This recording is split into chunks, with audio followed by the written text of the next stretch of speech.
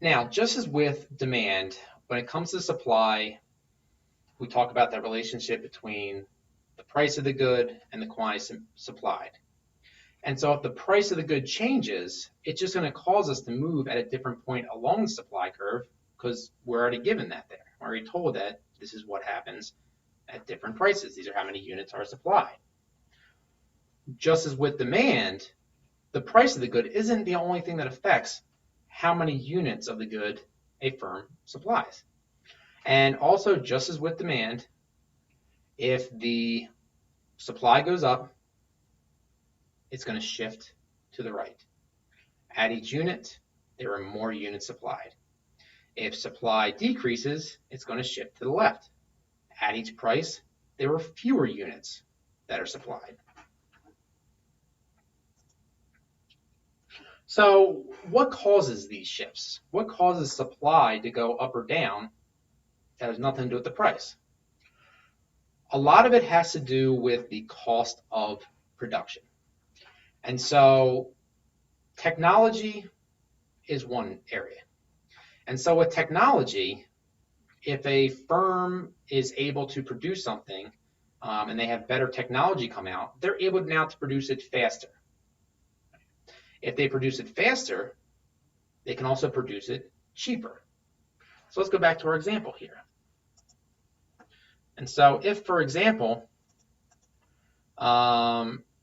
something happens that basically makes whatever product this is, they can produce it cheaper. And so let's say then that instead of the marginal cost being at 2, 3, 4, and 5, the marginal cost ends up being 1, 2, 3, 4, and 5. And so now it becomes cheaper. So now, if the price is 1, there should be 1 unit, 2, 3, 4, 5, and then 5. And so you can see that the entire curve here shifts to the right. It increases. So with technology, they're able to do it faster, and so they're willing and able to supply more. So as technology gets better, supply increases. Cost of production. Now, cost of production has the same idea. When it comes to the good, okay, if it becomes more expensive to produce, you're going to produce less.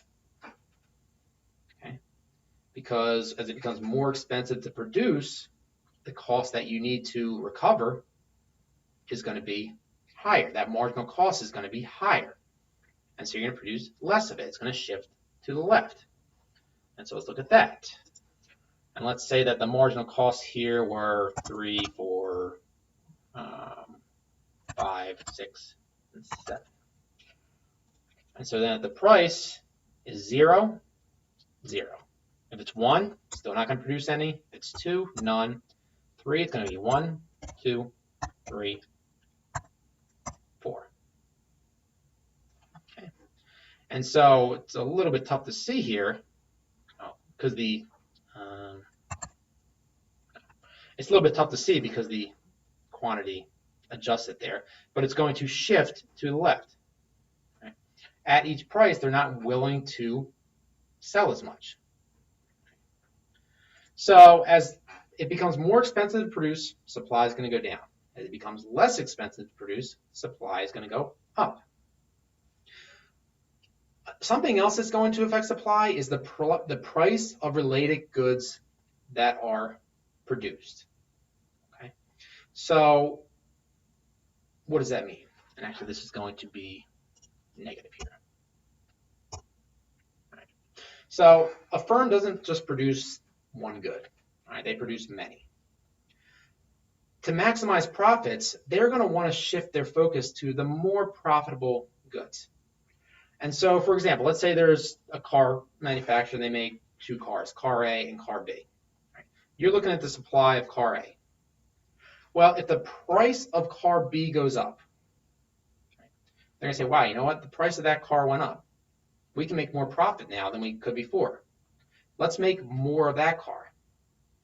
Well, they only have so many resources to deal with.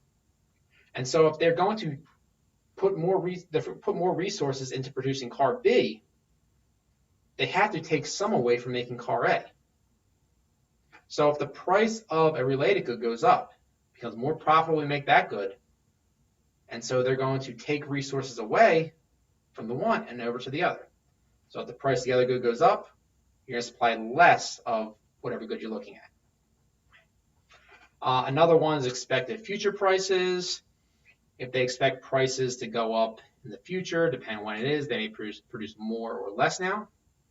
And again, because we sum up the individual supply curves, as the number of sellers goes up, the overall supply is going to go up as well, because you have more individual supplies to add to that. So that's really supply. Okay? So again, as you have your supply curve, all right, it's upward sloping. As the price of the good changes, you just move to different points along that supply curve, which already gives you that relationship. If your supply goes up, it's going to shift to the right. At each unit, there's more units, or at each price, there's more units supplied. If supply goes down, it's going to shift to the left. At each price, there are fewer units supplied. What's going to cause that, the shifts, is going to be technology. As technology goes up, you're going to supply more. Cost of production.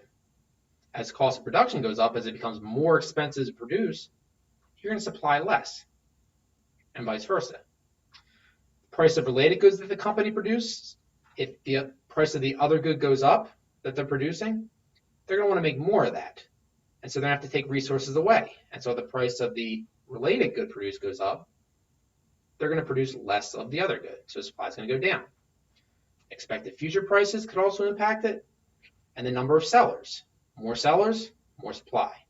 Less sellers, less supply.